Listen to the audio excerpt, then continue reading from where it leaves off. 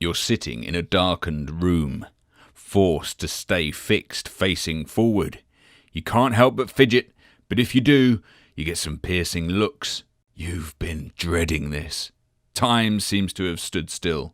The monotonous drone in your ear rises and falls, saying something, but you can't distinguish the words.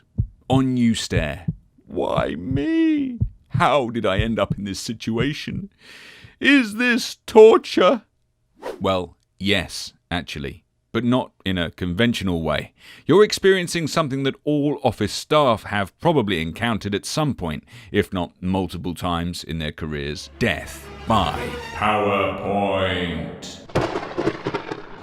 When it comes to showcasing your product or service, you're going to want to avoid inflicting that on someone. At its best, giving a presentation is an art.